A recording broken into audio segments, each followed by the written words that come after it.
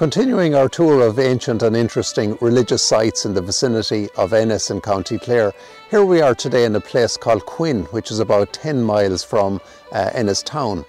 And here we are at Quin Abbey.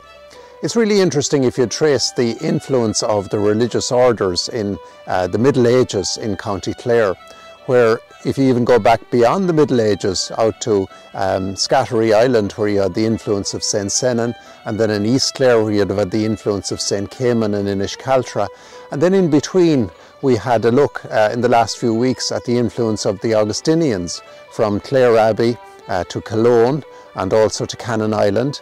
And here in Quin Abbey, it was the influence of the Franciscans, who had a settlement not only here, but in Ennis itself, in the heart of the town. And the history of the Abbey here, it's very interesting entirely, because it goes back even beyond the religious influence of the Franciscans, back to the late 1300s, where it was a Norman fortress, which was built to establish the power of what was the king of Richard de Clare, who was the king of Munster at the time. And that was eventually taken over by the Franciscans after it had been razed or sacked by the local McNamaras. And the Franciscans moved in and they set up their monastery here in the early 1400s.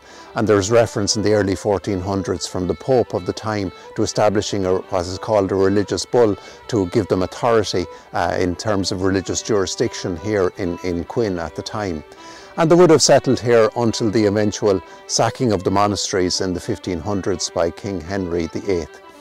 The architecture is just amazing, and it's hugely well preserved with all the different arches, and to see the church areas and the residential areas of the Franciscan monks at the time.